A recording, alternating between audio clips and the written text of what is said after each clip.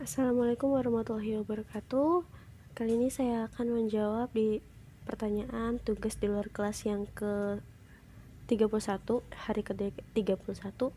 Di sini yang pertama yaitu pertanyaannya, apa prinsip utama dalam proses bimbing interview yang harus dipahami dan diterapkan oleh motivator? Jelaskan dan berikan alasannya. Jadi di sini prinsip utama dalam interview adalah interview itu kan interaksi melewati video call ya. Jadi di sini ada video online. Karena pandemi seperti ini, pembelajaran dilakukan secara jarak jauh. Nah, di sini tetap pada prinsip utama, yaitu kita menumbuhkan minat baca dan minat belajar pada anak usia dini.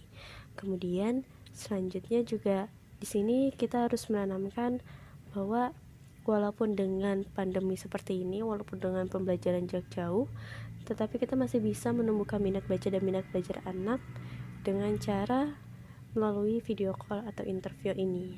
Seperti itu. Lalu apa prioritas motivator dalam kelas pendekatan? Nah, kalau kelas pendekatan ini kan seperti mengenal lebih jauh ya. Jadi di sini kita mempunyai memiliki ruang untuk berinteraksi dengan anak.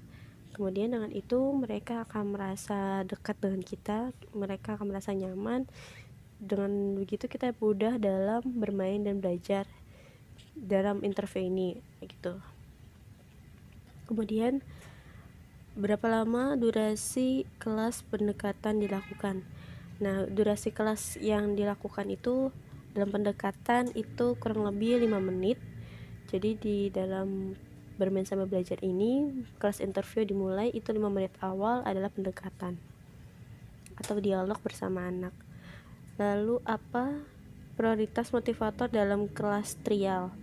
Nah, kalau kelas trial ini kan seperti kelas trial ini kan coba gratis sampai yakin ya. Nah, di sini prioritas utama motivator itu adalah mencoba menanamkan atau menumbuhkan minat baca dan belajar anak agar mereka bisa ya pasti membaca ya, bisa belajar dengan baik ketika motivator mengajarkan. Nah, di sini kita harus meyakinkan kepada orang tua agar bimbel ini ternyata bagus untuk menumbuhkan minat baca, minat belajar anaknya, seperti itu.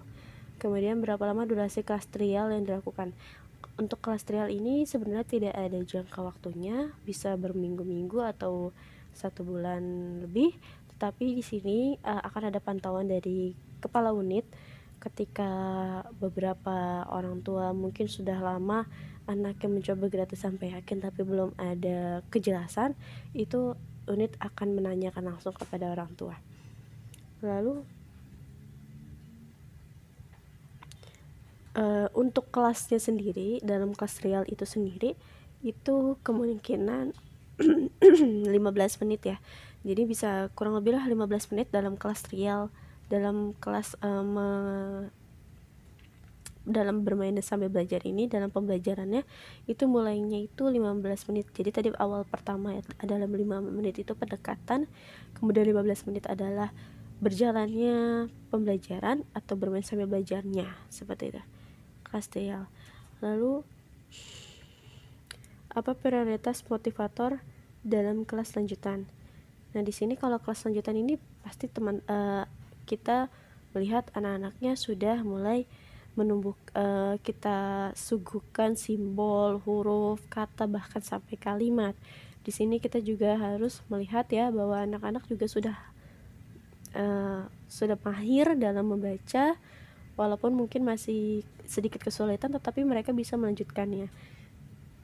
Di sini motivator harus benar-benar bisa membuat mereka untuk belajar yang lanjutan ya, untuk belajar dari kata menjadi suatu kalimat. Itu benar-benar motivator harus bisa menggiring mereka agar mereka mampu untuk kelas lanjutan ini. Lalu kegiatan apa yang lebih prioritas antara bermain baca-bacaan dan kegiatan menyelesaikan modul? Nah, jadi dari antara bermain baca-bacaan dengan kegiatan bandul maksudnya, mohon maaf. Jadi kegiatan teori jadi kegiatan apa yang lebih prioritas antara bermain baca-bacaan dengan kegiatan menyelesaikan modul? Nah, jadi untuk kegiatan baca-bacaan dan menyelesaikan modul, yang pertama adalah bermain baca-bacaan terlebih dahulu ya, karena memang baca-bacaan ini adalah titik prioritas yang terus dijalankan seperti itu. Untuk modul itu nanti akan terus berjalan ya. Jadi nanti mungkin ada modul baru, tapi nanti modul baru itu akan terus dimainkan sebagai baca-bacaan seperti itu. Jadi memang baca-bacaan yang paling diutamakan.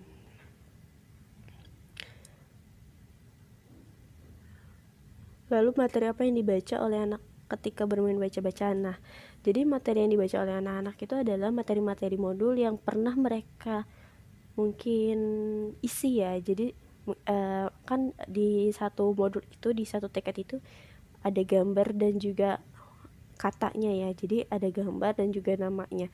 Nah, setelah mereka menggariskan dan melipatnya, itu mereka kumpulkan, lalu mereka membaca ulang setiap pembelajaran berlangsung atau setiap bermain sambil belajar itu berlangsung. Lalu bagaimana cara bermain baca-bacaan yang menyenangkan bagi anak? Nah, di sini main baca-bacaan yang menyenangkan bagi anak adalah dengan cara kita harus bisa membuat suasananya menjadi seru ya, menjadi seru. Jadi mungkin tadi kan yang pertama contohnya, sebelum bermain baca-bacaan kita siapkan dulu modulnya, kita siapkan dulu tiketnya, kita mau jalan-jalan kemana nih, tapi sebelum kita jalan-jalan kita baca dulu tiketnya gitu kan. Jadi kita ingin bermain dengan tiket-tiket yang mereka punya seperti itu. Lalu bagaimana menyikapi anak yang tidak mau bermain baca-bacaan? Nah, di sini ketika kita tidak pastikan online itu mereka fokusnya tidak hanya ke kita. Jadi mungkin kita bisa menegurnya sedikit tapi dengan canda dan tawa. Jadi dengan begitu mereka akan merasa ini bercanda, kita lagi bercanda gitu, kita lagi bermain seperti itu. Jadi mereka akan menghadap ke kamera lagi, akan serius untuk baca-bacaan lagi. Atau mungkin kita bisa membahas hal yang mereka sukai terlebih dahulu, dengan begitu kita sambung-sambungkan dengan bermain baca-bacaan seperti itu.